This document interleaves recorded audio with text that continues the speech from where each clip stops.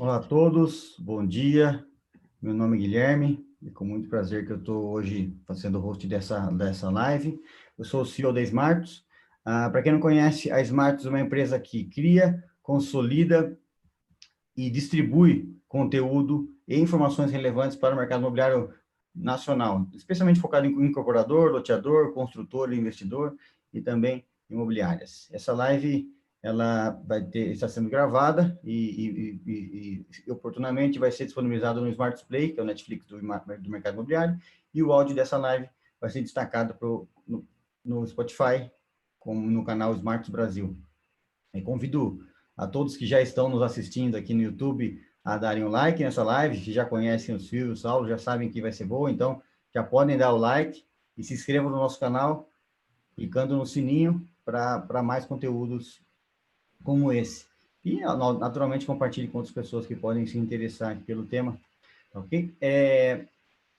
As próximas lives, quem tiver interesse, entre em smartuslive.com.br. Às segundas-feiras de manhã, a gente dispara um e-mail com todas as lives da semana, ok? E quem se interessa com conteúdo consolidado de conteúdo, notícias, lives, eventos sobre o mercado imobiliário, entra no site da smartus.com.br e ao navegar pelo site vai aparecer um pop-up, é só colocar seu nome e e-mail, que vocês recebem aos domingos à noite, um consolidado de informações sobre o mercado imobiliário também, preparando vocês para a semana.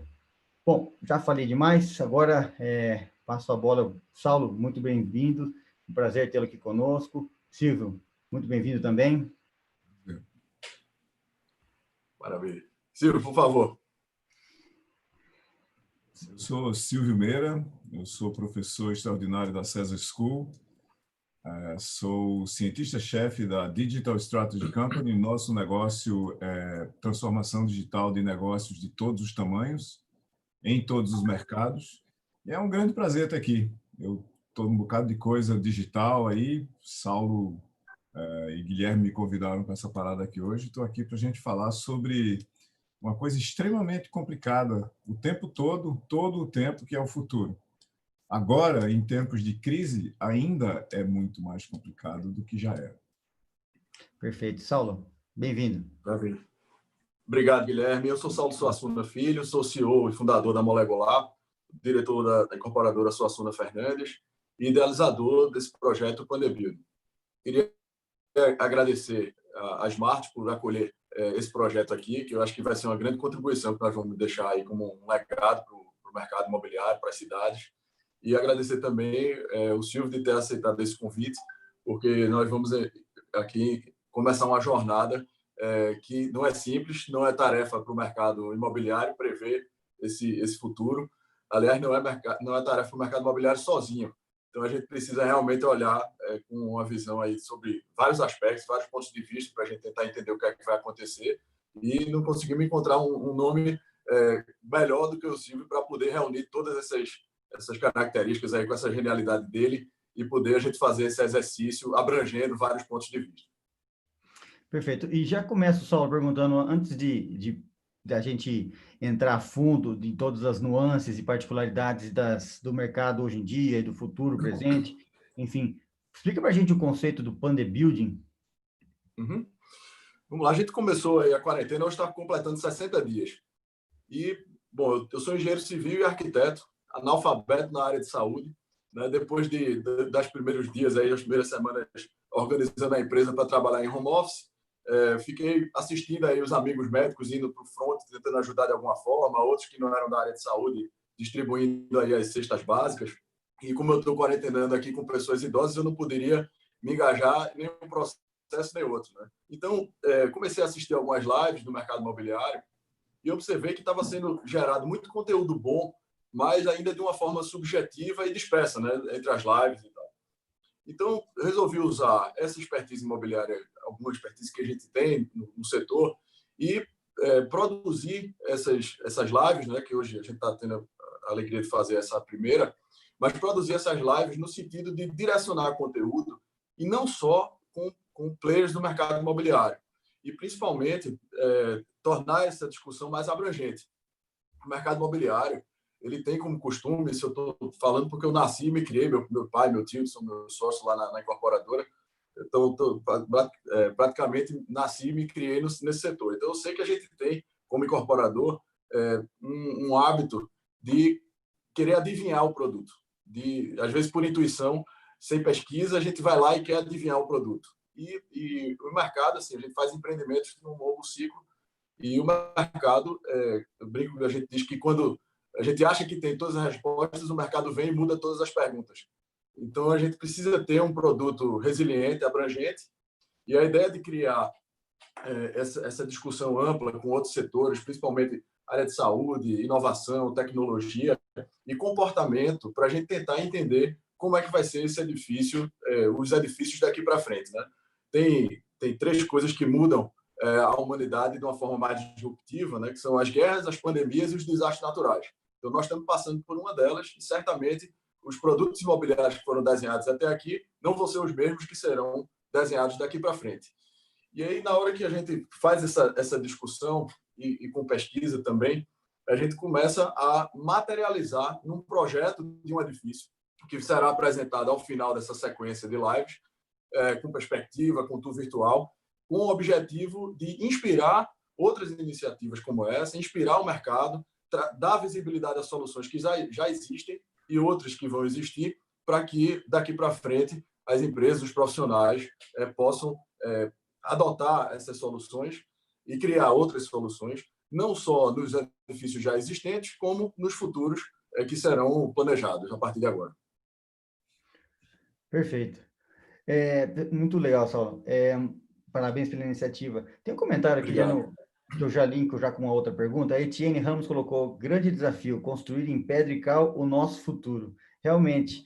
E aí, pergunto para vocês que estão que a gente, enfim, que tá um tema que naturalmente está ligado é a pandemia, né? E aí, a pergunta que eu faço para vocês é: quais as características-chave dessas empresas que vão sobreviver às pressões e os impactos nos ambientes de trabalho, na opinião de vocês, relativa à pandemia?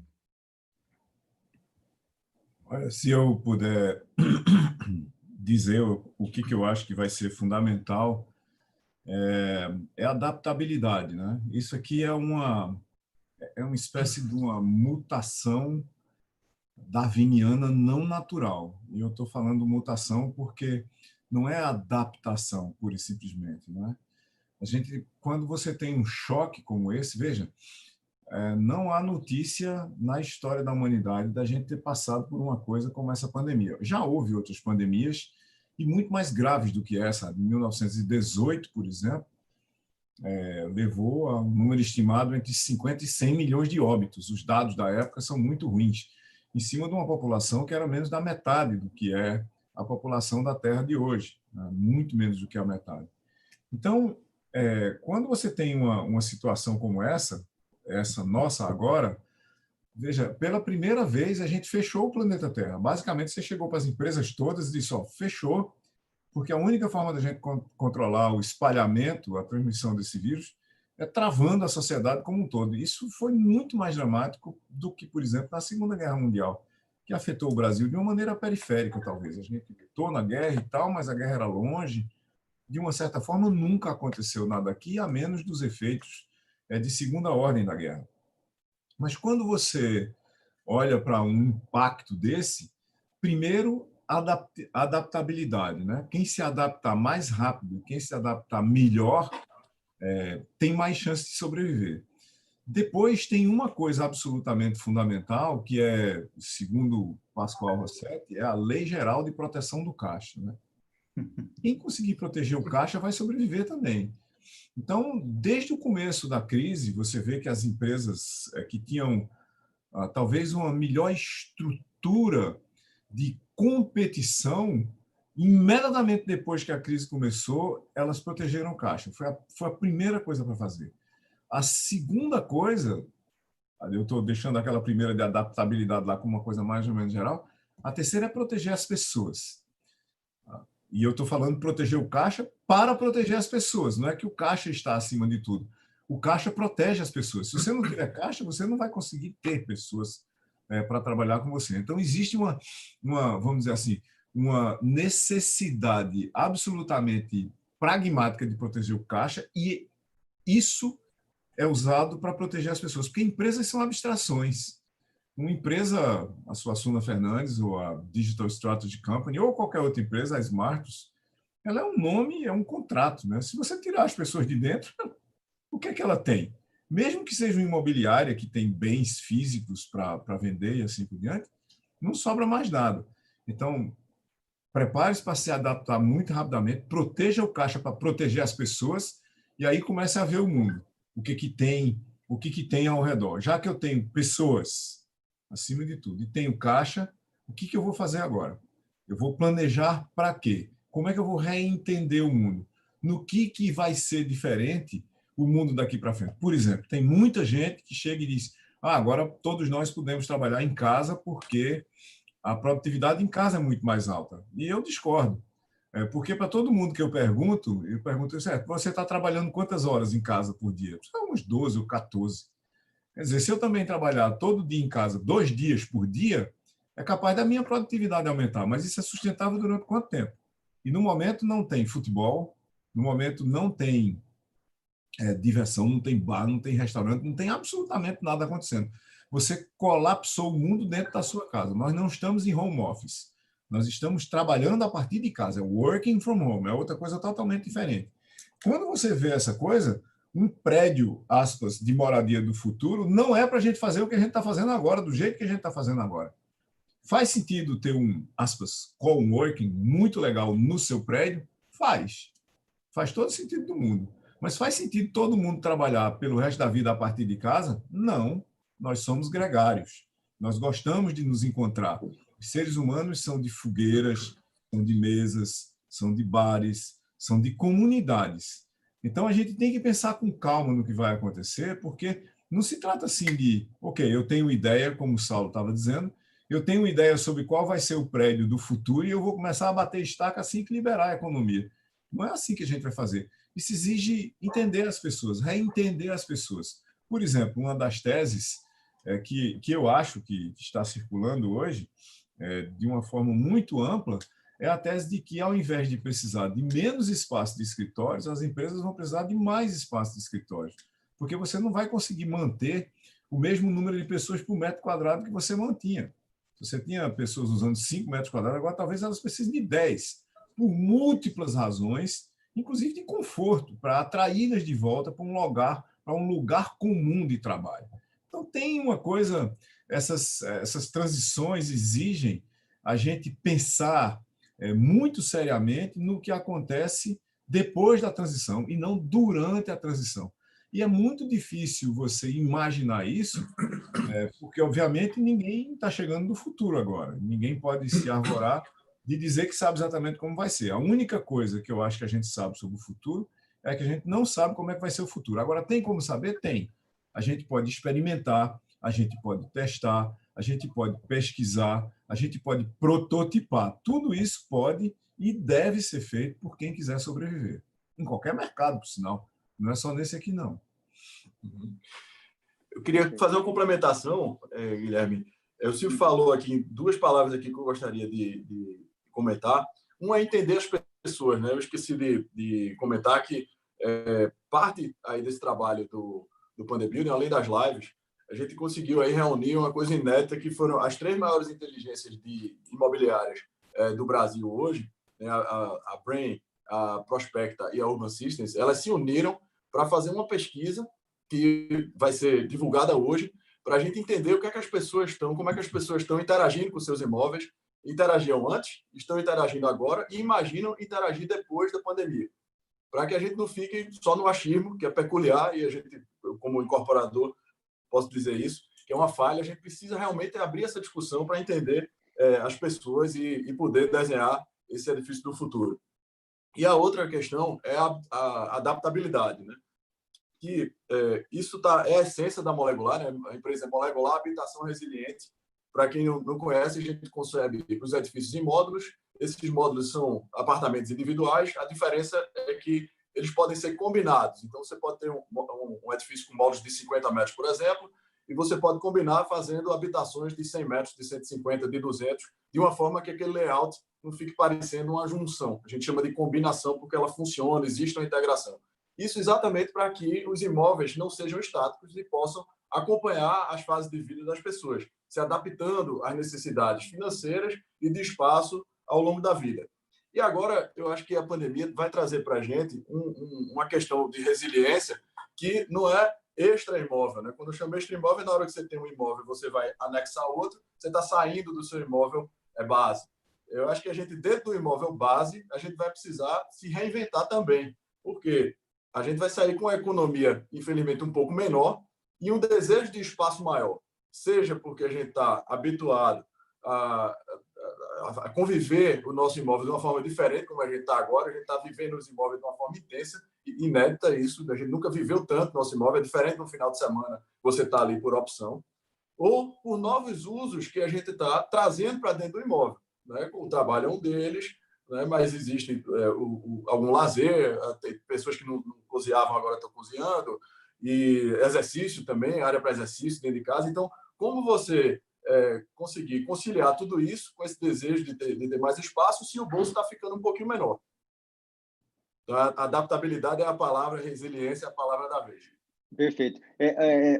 Tem algumas perguntas aqui que eu quero entrar no sentido prático, no sentido de tecnologia, tem sentido de realização mesmo. Mas antes disso, já que a gente está, para a gente concluir esse capítulo sobre comportamento, sobre percepções, eu quero fazer uma pergunta para vocês um pouco também falando do ser humano por trás dessas transformações.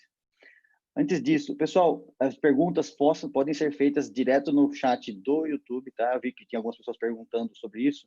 Façam perguntas direto no YouTube, a gente está lendo as perguntas do YouTube para trazer aqui para a mesa.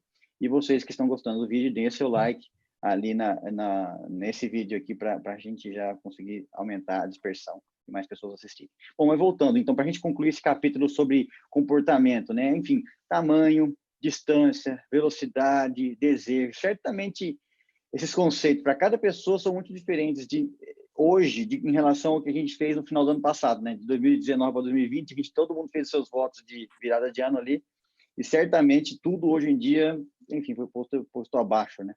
Como que vocês acham que vai ser a próxima virada de ano, no final de 2020 para 2021? Vocês acham que de alguma maneira os hábitos, a forma como se relacionar, o trabalho vem para ficar, essas mudanças? Ou a gente vai acabar esquecendo um pouco esses impactos da quarentena e logo as coisas se ajeitam novamente?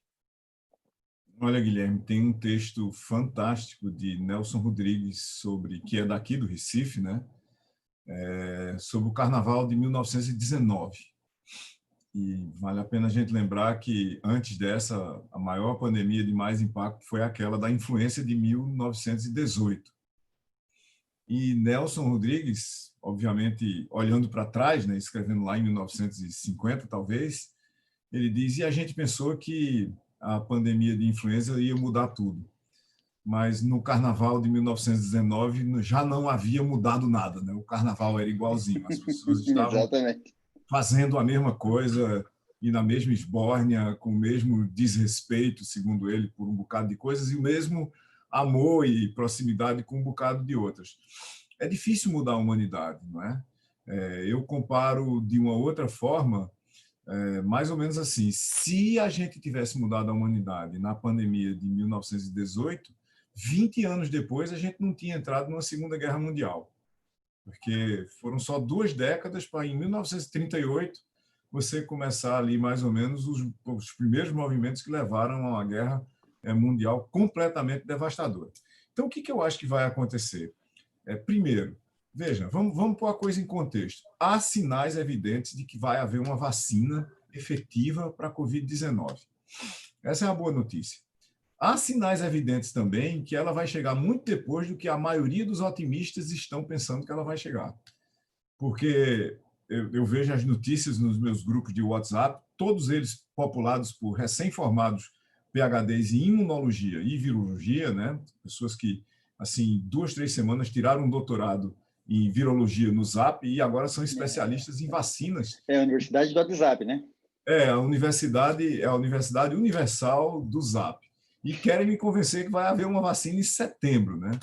E não é assim que funciona, porque mesmo que haja uma vacina efetiva em setembro, você produzir, imaginando que ela seja de dose única, você tem que produzir alguns bilhões de doses dela, né?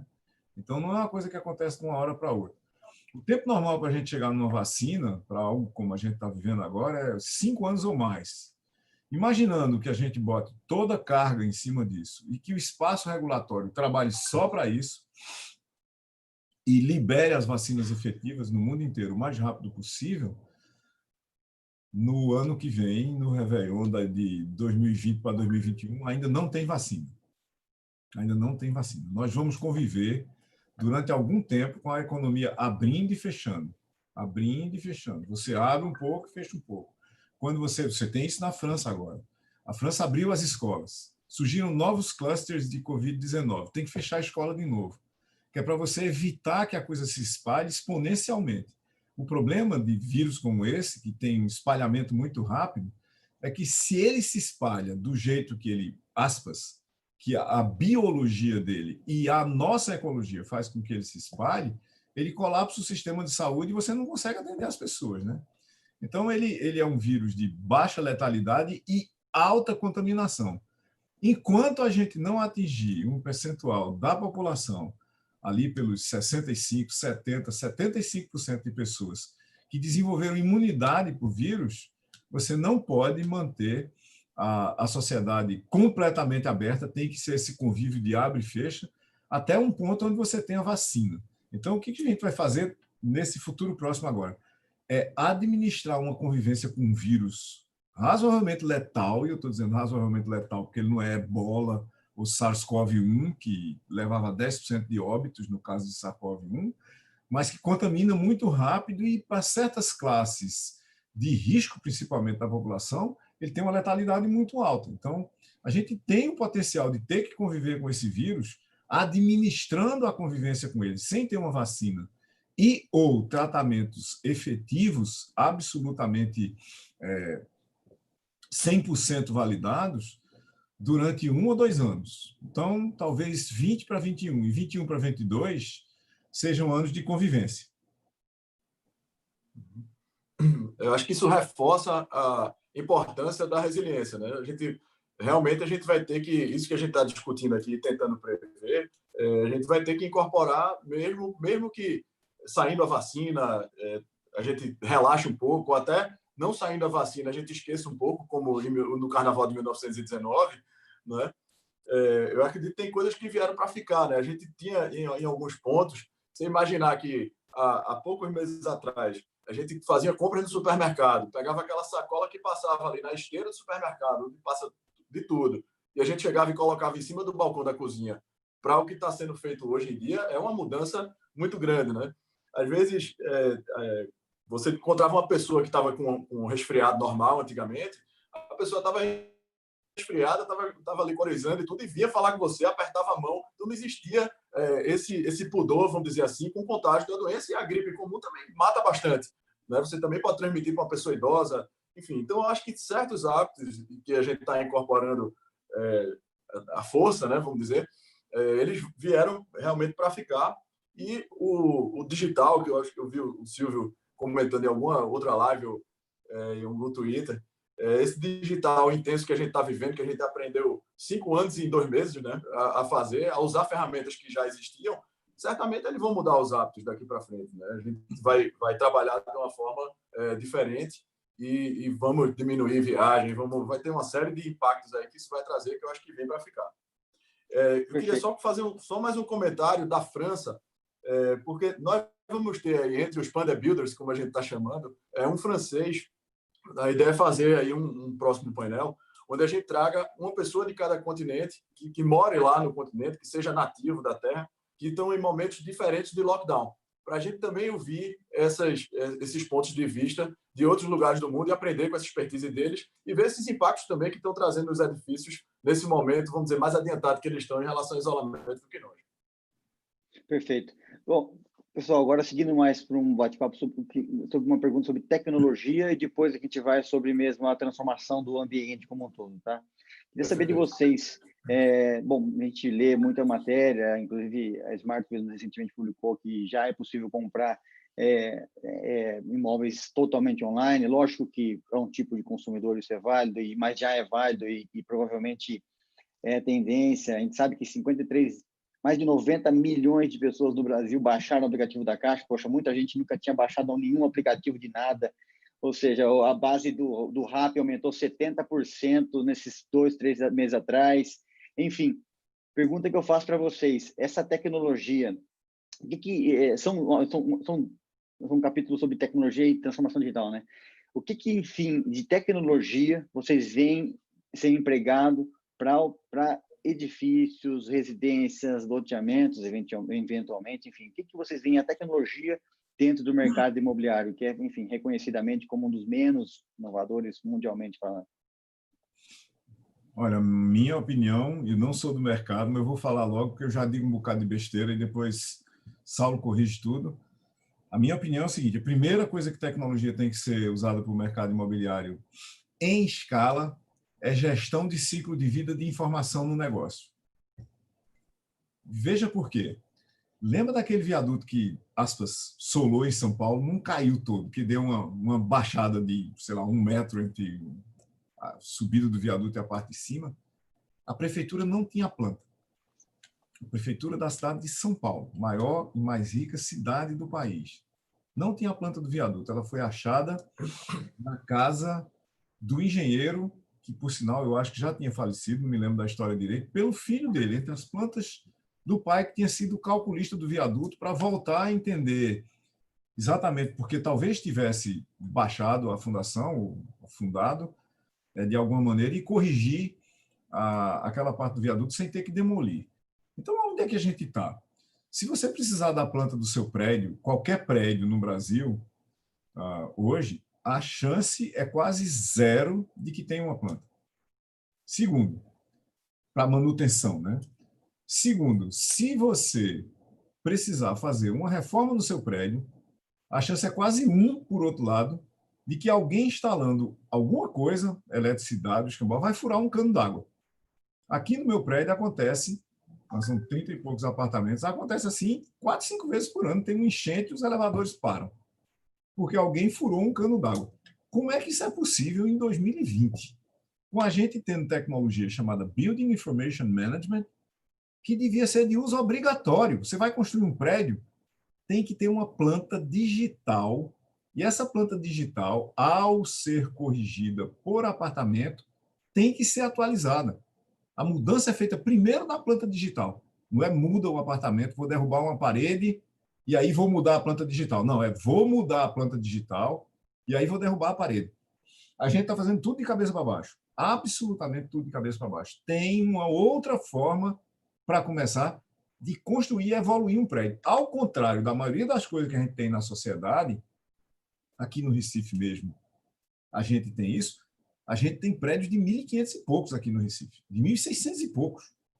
O Forte das 5 Pontas, que é o museu da cidade, ele está lá desde os holandeses, pelo menos, antes deles, no fim do século XVI. Então, a gente tem que imaginar, por exemplo, que a Suassuna Fernandes, a MRV, as outras construtoras estão fazendo prédios hoje que vão estar por aqui daqui a 100 anos, né? Daqui a 100 anos, cadê a planta? Se eu precisar fazer uma reforma, ou se eu precisar fazer uma manutenção na fundação, vai fazer o quê? Engenharia reversa, calcular tudo de novo para botar no ar. Então, tem uma coisa básica que está muito antes do uso pelas pessoas do prédio, né? Claro, do ponto de vista de tecnologias para as pessoas que habitam ou transacionam no prédio, por que exatamente eu não posso habilitar pessoas que deveriam entrar no meu prédio por minha causa, por minha demanda para fazer uma manutenção no meu apartamento, se eu estiver longe do prédio? Por exemplo, na Europa. Estou na Europa, tem câmera em todo canto, tem chave digital, tem uma pessoa que quer entrar, eu olho quem é e autorizo no meu smartphone. Por que eu não posso fazer isso exatamente? Vamos pegar prédios industriais e comerciais. Por que será que a gente tem que se registrar em todo prédio que a gente entra e não tem, aspas, um registro distribuído de todos os prédios em conjunto? Dado que eu me registro em um, eu me registrei em todos. Eu tenho um mecanismo comum de validação de acesso. E ainda mais, por que se eu passar 3, 4 meses, às vezes, no máximo 6, sem ir a um prédio, como do médico, né? Você não vê seu médico toda semana. Você vai num prédio que tem um dos seus únicos médicos, se você for 6 meses depois, tem que se registrar de novo, porque apagou automaticamente o seu registro. Quer dizer, Isso é patético, isso é um negócio de 1800 e pouco, né? Quando você tinha papel limitado para fazer registro, um livro de registro. Então, a gente tem um conjunto tão básico de coisas que a gente devia estar fazendo em escala, na relação espaço, pessoas, tecnologia, e eu estou falando espaço, todo tipo de espaço. Espaço residencial, espaço comercial, espaço de diversão, pessoas, não só as que habitam, mas as que trafegam pelo espaço. Se eu sou paciente do médico, se eu sou cliente da empresa, se alguém dá manutenção em alguma coisa do condomínio ou no meu prédio, gestão de ciclo de vida de informação, em todos os seus aspectos e formatos. Muito mais do que vai ou não vai ter uma chave digital, vai ou não vai a gente botar sensores nas colunas para ver, vai ou não vai a gente botar um sensor não sei aonde para ver se tem corrosão nas estruturas. Claro que tem tudo isso, mas tem uma coisa muito mais fundamental, muito mais ampla, que é pensar 360 graus do ponto de vista de gestão do ciclo de vida de informação no espaço, com as pessoas dentro dele.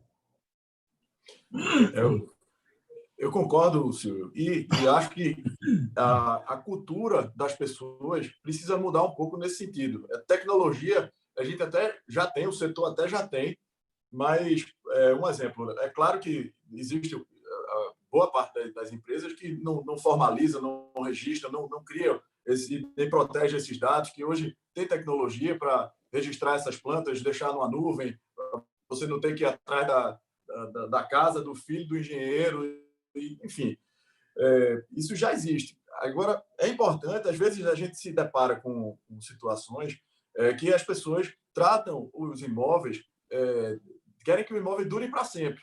E essa mesma pessoa ela tem uma cultura, porque a indústria automobilística soube educar isso de uma forma melhor. Você não deixa o seu carro sem trocar o óleo. Você pega aquele manualzinho ali do proprietário e você vai seguindo conforme a quilometragem. Se isso fosse feito para os imóveis, a gente não teria essa quantidade de problemas que se tem. Então, você pensar, a audiência que está nos escutando aqui, eu sei que tem muita gente no mercado imobiliário, mas outras não. Onde é que está o manual do proprietário do seu imóvel, do seu apartamento? Né? Será que alguém sabe? Ou tem conhecimento, ou vem seguindo as manutenções, as coisas? Então, isso é um ponto que é importante. A gente tem como usar a tecnologia rastrear esses futuros problemas. Tem startups, facilitar, por exemplo, você mapeia e ele faz lembretes das manutenções que têm que ser feitas, que são de responsabilidade, inclusive, do síndico. Isso pode ser acompanhado. A tecnologia, você comentou, Guilherme, de 90 milhões de pessoas baixando o app da Caixa, 70% de aumento da base do RAP, e tem um dado do Amazon, por exemplo, que registrou 2.000% de aumento de vendas de produtos sem toque.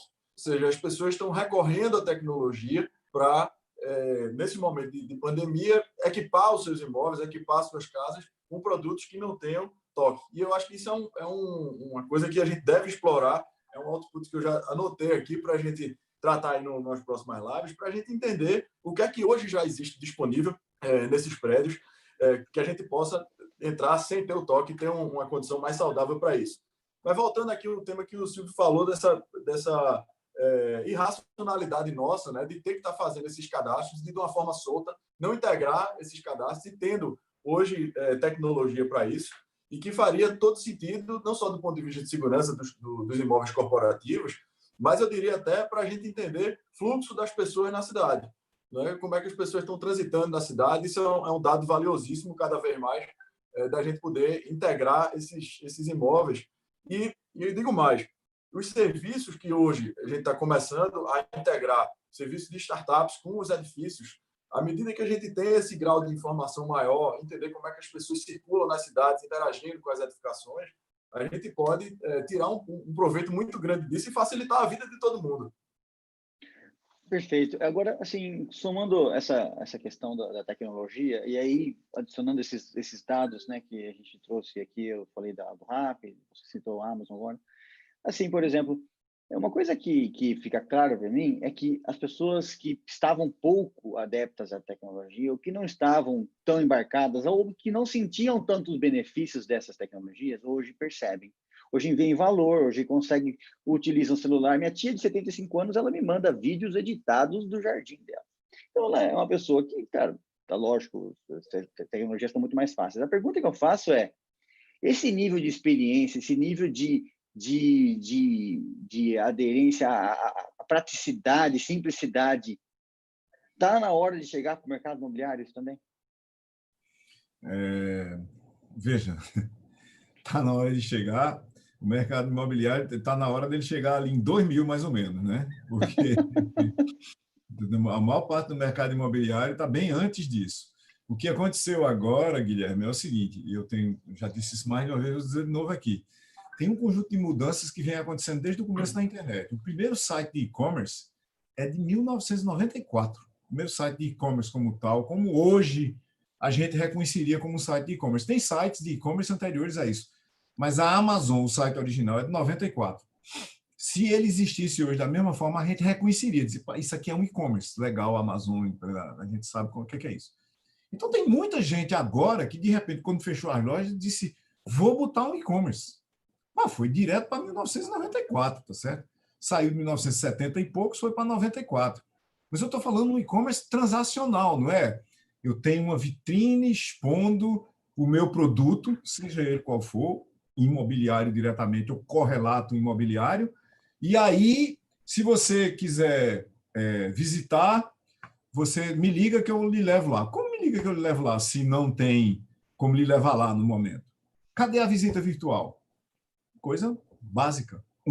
Né? Cadê a visita virtual? Para eu navegar, não é para você me mostrar, não. Eu quero navegar. Cadê a simulação de habitabilidade? Eu quero pegar, aspas, alguns móveis parecidos com meus e botar dentro para ver como é que fica. Cadê a simulação de conectividade? Porque você não mora num prédio, você mora numa região inteira. O que tem perto do meu prédio? Cadê o mapeamento de combinação de padaria com escola, com hospital, com atendimento, com linha de ônibus, assim por diante? Então, está na hora de fazer um monte de coisas. A vasta maioria delas é ainda antes de 2020, não é? A história de 2020, que é eu, de repente, conseguir comprar um prédio ou comprar um apartamento todo online, isso é um sonho. A gente vai, faz o contrato. As ferramentas estão aí? Estão aí. Assinaturas digitais, blockchain, visitas virtuais, está tudo aí. O problema é a gente articular isso numa oferta simples. Veja, a maioria das tecnologias que, de repente, as pessoas começaram a usar já estavam sendo usadas há algum tempo. No mercado imobiliário, talvez a gente precise de algumas tecnologias que não são tão fáceis de usar assim. Por exemplo, visualização 3D de qualidade. Para você fazer visualização 3D de qualidade, primeiro é preciso fazer um projeto 3D de qualidade para gerar essa visualização, porque senão ela vai ser tão ruim que vai ser ruim eventualmente para a visita. A visita vai ser de baixa qualidade. A pessoa vai dizer, eu já fui nesse prédio aqui, mas é tão ruim que eu não consegui entender o que é. Então, precisa fazer com que o digital no imobiliário ele case mais com a realidade. E uma parte significativa dele, claro, tem essa facilidade da gente dizer, olha, você vai para um condomínio que não tem portaria, é tudo virtual, tá certo? É tudo virtual. Certo, mas o que acontece se roubarem o meu celular? Como é que eu entro em casa? Tá certo? Pense no problema, não é? Você tem um carro sem chave. Imagina um carro sem chave. Você saiu, foi para uma festa e perdeu o celular na festa. Aí eu não consigo abrir o carro. Ele não tem uma alternativa de eu abrir na digital, ou abrir na íris, ou de eu falar um conjunto de palavras-chave. Saulinho estava falando de coisas que você não tem toque, né? Eu chego para o meu carro e digo, abra a porta, por favor. Aí ele sabe que sou eu, porque entende a minha voz e abre. Então, o digital mesmo, levado a sério, ele é um pouco mais complicado do que parece, porque teve um dia, sei lá, 1 ano e meio atrás, uma dessas companhias de chaves e fechaduras digitais para prédios residenciais quebrou. Ele quebrou modo Estados Unidos de quebrar, né? Então, na quarta-feira, eles mandaram um aviso a todo mundo que tinha a chave, que era um aplicativo no celular, que a partir de sexta-feira eles não estariam funcionando mais e eles iam abrir todas as portas. Você tinha 48 horas para trocar a chave do seu, para trocar a fechadura do seu apartamento, aonde você estivesse. E como era melhor deixar aberto do que fechado para você não derrubar a porta, eles abriram todos, apertaram o botão e abriu tudo, ficou tudo aberto. That's life. Entendeu? Então, não é uma coisa tão simples assim. Eu devo ou não devo botar uma chave e uma fechadura digital, totalmente digital no meu apartamento? A resposta é devo. A resposta à segunda pergunta, que é qual, é muito mais complicada, porque vai depender de você ter você ter o controle daquilo ali caso a empresa desapareça. A gente tem lá em Itaperoá, né? Eu sou de Itaperoá e ele queria ser, mas não é, lá no interior. Vai estar no DNA, Silvio. Itaperoá tem portas de 1700 e pouco, com a mesma chave, abrindo e fechando até hoje. A maioria das coisas de tecnologia, veja, você sabe por aí com um disco flexível de 5 polegadas, a maioria das pessoas hoje não sabe nem o que é. E você não vai achar nenhum lugar para ler esse disco. A gente tem que olhar, quando você olhar tecnologia para moradia, a gente tem que olhar o seguinte: moradia vai durar décadas. A tecnologia tem que durar décadas também. E isso é a parte crítica para mim da facilidade da tecnologia para moradia. Ela tem que ser resiliente. Saulo estava falando de resiliência do prédio, da empresa, a resiliência da tecnologia. Eu vou instalar um negócio hoje que tem que continuar funcionando, claro que com upgrades, com mudanças assim por diante, daqui a 30, 40, 50 anos, porque eu não vou ficar trocando a sair um novo modelo de fechadura da minha porta. Lá eu chamo o pessoal, meto máquinas e furadeiras do escambau e troco, e a cada 1 ano e meio, como se fosse para trocar smartphones, eu troco a fechadura da minha porta. Isso não é razoável, vamos combinar, tá certo?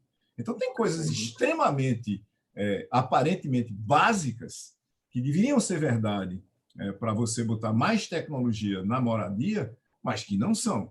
E é bom a gente ir com calma, porque você vai chegar, eu tenho um apartamento todo tecnológico, certo? 1 ano e meio depois, nada funciona. Né? Eu tenho comando de voz para os meus ar-condicionado, certo? Mas, e aí? E se não tiver uma atualização? E se eu vender a casa para um cara que não fala português? E só for o driver de voz, for só para português? Ou se for em inglês e vier morar uma pessoa que não fala? Como vai funcionar como? Cadê o velho comando, né, da gente? Cadê o touch? Tá certo? O mundo sem botões, que a gente está vivendo, está começando a viver há algum tempo, ele é um mundo muito sofisticado, muito elaborado, mas ele exige um substrato tecnológico muito competente. E não é qualquer um que faz, não é vou comprar ali, tem um aqui que custa 5 mil e é o que funciona mesmo, e tem um outro ali que custa 500 e também funciona. Rapaz, é capaz de ter uma diferença entre um negócio que custa 5 mil e um negócio que custa 500.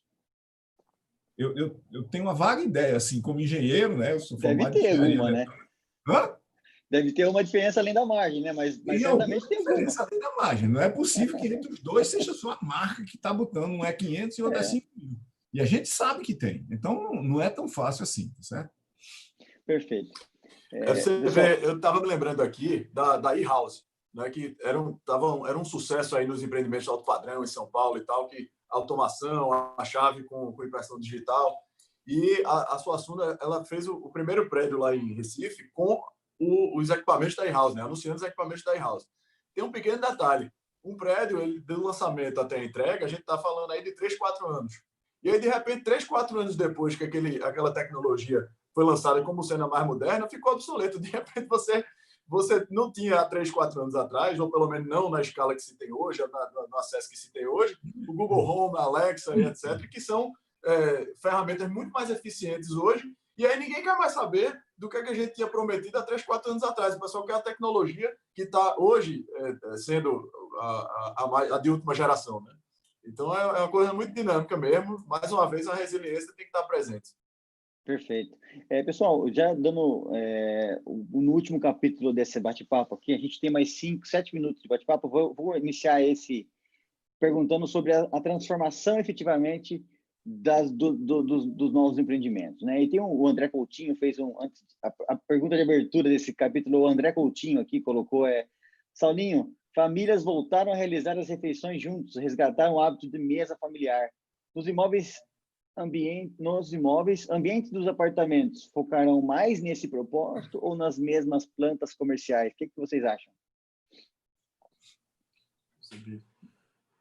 Bom, eu acredito que o imóvel ele vai ter cada vez mais ele vai ter a capacidade de receber as famílias. Eu acho que a gente está resgatando nesse período, a gente está vivendo uma intensidade da família muito forte, né? Então, eu acredito que a gente deve ter, por exemplo, como ponto central nessa nova edifício aí do futuro, nessa nova residência do futuro, a Varanda Gourmet.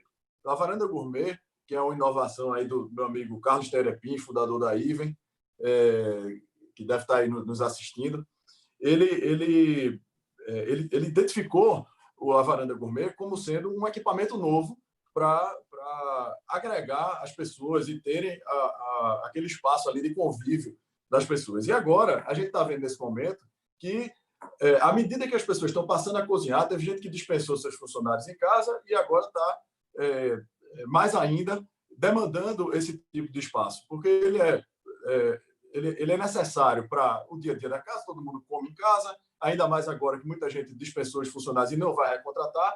É um ambiente de convívio familiar, é um ambiente de lazer para você trazer os amigos. Então, eu acredito sim que é uma coisa que vai assumir um protagonismo nesse nosso Panda Building aí daqui para frente.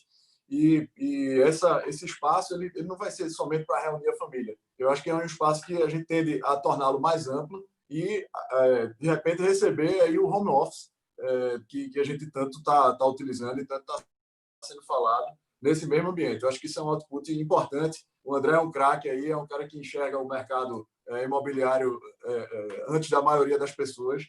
Então, eu acho que ele já está enxergando aí esse movimento, por isso que demandou aí essa pergunta. Perfeito. Silvio, quer complementar? Eu queria fazer, sabe o quê, Guilherme? Guilherme Saulo, eu queria pedir a licença de vocês para nacionalizar o debate. A gente está fazendo um debate classe média e classe média para cima até agora, mas o fato é o seguinte, 33 milhões de brasileiros não têm onde morar. São mais de 6 milhões de famílias, são quase 7 milhões de famílias que não têm uma casa para ter esse debate que a gente está tendo aqui agora. Tá certo? Quando a gente está falando de varanda gourmet, quando a gente está falando de home office, quando a gente está falando disso, nós temos que lembrar o seguinte, o problema de moradia do país e as famílias e pessoas mais afetadas no Brasil são e serão exatamente as famílias que moram nas periferias das grandes cidades e as pessoas das periferias das pequenas cidades que passam por um estresse de moradia, de renda, de violência muito maior do que as das grandes cidades, por acaso. Eu viajo muito pelo Brasil e de carro e tenho, assim, obviamente, observado isso nas últimas décadas. E esse problema no Brasil não está melhorando. Se a gente não conseguir tratar, porque, veja, qualquer mercado imobiliário do mundo minimamente organizado, você tem um conjunto de problemas resolvidos da base da pirâmide para o topo. As pessoas migram de um para outro nível de moradia, quando tem crises elas descem. O que você faz com quem está na base da pirâmide da classe média e vai descer nessa crise? Qual é a alternativa? Não tem alternativa. Mas você vai para onde? Para a comunidade? Não tem MCMV o suficiente. Onde é que a gente está parado? A gente está numa crise no Brasil histórica, estrutural, que, para mim, até juntando tecnologia com urbanismo e moradia no sentido mais amplo, ela tem um outro nome. No Brasil, a gente tem mais internet, banda larga, física na casa das pessoas do que esgoto. Esgoto. Veja, isso é inaceitável. É absolutamente inaceitável. Uma parte significativa do nosso problema ambiental é porque a gente não coleta esgoto. E do que a gente coleta, a gente não trata 25%. Então, tem um problema muito maior para a gente resolver, que é um problema estrutural. A gente está construindo prédios sofisticados em cima de regiões onde não tem esgoto, que é alguma coisa historicamente resolvida nos países mais ou menos equilibrados, que foi decidido no século XIX. Esgoto é 1800 e pouco. Certo? A gente está em 2000 e pouco no Brasil, não resolveu esgoto. Então, para a gente botar no cenário aqui, veja, a gente tem que tratar o problema de moradia de maneira universal. E não é porque, aspas, moradia é um direito no documento X ou no documento Y. É porque, ao nosso lado, em todo canto, há seres humanos. Então, o problema é o seguinte, como é que a gente constrói moradias de 30, de 40, de 50, de 60, de 70, de 1.000 metros quadrados que são habitáveis, que são humanas? Este é um problema nacional que a gente não pode fugir dele. Tecnologia pode ajudar a fazer isso? Pode ajudar a fazer isso. Saulinho mesmo e a Suassuna Fernandes tem tecnologias que podem fazer isso. Mas você tem tecnologias de blocos construtivos, você tem tecnologias de trazer, por exemplo, instalação de água, esgoto, eletricidade e conectividade para o século XX. Parar com essa história de você constrói a parte de cal e pedra da casa todinha, depois fura e arrebenta ela todinha para passar adultos. Isso aí é século XIX de novo. A gente precisa trazer essa coisa toda para o século XX. E a gente precisa lembrar o seguinte: 33 milhões de brasileiros sem casa. Você não pode dormir bem na sua cama se tem 33 milhões de pessoas ao seu redor sem casa. Não é? Como é que tecnologia pode ajudar nisso? Tem, de novo, para dizer de novo, de tecnologias construtivas a tecnologias sociais. Veja, Minha Casa Minha Vida é uma tecnologia social. Como é que você faz para que a pessoa tenha uma moradia minimamente aceitável? Para daí para frente a gente botar a máquina do mercado imobiliário clássica para funcionar. Belíssimas considerações. Saulo, só antes de você concluir, como em respeito até a agenda do Silvio, que a gente antecipou esse bate-papo, pessoal, já vou passar a palavra para o Saulo, mas no sentido até para ele já fazer um fechamento racional ali do bate-papo. E é o seguinte, pessoal, quem assistiu, gostou, por favor, deixem um like no vídeo e sigam a Smarts para mais conteúdos como esse. E, Saulo, vamos lá, fazendo um fechamento, depois eu passo para o Silvio para falar o tchau para o pessoal. Eu acho o seguinte: primeiro ponto, foi muito legal o Silvio ter chamado a atenção para a gente nacionalizar aí a questão, porque o Plan Building, como ele tem o objetivo de trazer o que existe hoje de mais moderno, de recursos, é claro que isso tem um custo que nem todas as moradias vão poder absorver. Então, a gente vai trazer aqui o ideal e depois a gente vai tentando fazer caber e adequar as situações onde não se tem tanto recursos. Então, a varanda gourmet, no Minha Casa Minha Vida, que já tem um espaço contado, é uma coisa mais complicada, mas a gente pode passar a integrar mais a cozinha, a trazer mais a cozinha para absorver esses rituais. Eu diria que, em relação ao déficit habitacional, da mesma forma que a gente sempre fala que se a gente conseguisse diminuir ou eliminar o desperdício de comida no mundo, a gente erradicaria a fome. Da mesma forma, se a gente pudesse reaproveitar os espaços ociosos que a gente tem nas cidades, a gente erradicaria o déficit habitacional. E isso se faz com resiliência. Na medida que a gente não utiliza mais um espaço, a gente pode readequar, que é o que a Molecular propõe, a gente vai encontrar esse caminho. Para finalizar, a Prefeitura de Seul, na Coreia do Sul, ela tem um projeto chamado Sharing City Project. Então, eles mapeiam famílias que os filhos já saíram de casa para reutilizar aquele quarto de alguma forma. É um espaço construído na cidade. Então, eles sabem que não podem construir infinitamente e precisam utilizar esse espaço da melhor forma. Então, eles estimulam aí para a pessoa receber um estudante de fora, a colocar aquele espaço no Airbnb, para dar resiliência à cidade como um todo. Então, eu acho que essa mensagem aí, a gente poderia continuar mais 10 lives aí conversando com o Silvio sobre esse assunto. Silvio, mais uma vez, muito obrigado. A Smart também, muito obrigado por ter nos acolhido nessa live de abertura. Espero que a gente traga outras lives aqui do projeto Plan Building para cá. E queria só deixar um convite aqui para na quinta-feira a gente vai ter o segundo episódio, que trazendo a expertise hospitalar para dentro dos edifícios. Na quinta-feira, às 19 horas, só seguir aí o Instagram da Molecular que a gente vai dar mais informações. Maravilha, Saulo. Obrigado, Silvio. Algum comentário final? Belíssima intervenção sua sobre a questão da saúde pública e o saneamento básico. Afinal de contas, a gente já discutindo problema de saúde, vacina, mas um problema que está muito aqui, resolvível, a gente está negligenciando. Obrigado pelo convite. Obrigado, Saulo. Obrigado, Guilherme. Foi um prazer estar com vocês. E tomara que, depois da crise, todos nós sejamos mais humanos. Isso quer dizer muita coisa. Quer dizer, principalmente, olhar para os outros humanos ao nosso redor também, e principalmente os que têm muito menos do que a gente. Perfeito, Silvio. E só para quem perguntou aqui no chat do grupo desculpa, no YouTube, o que está atrás do Silvio ali é uma lança de caboclo maracatu. Certo? É uma belíssima lança. Lança de caboclo maracatu rural.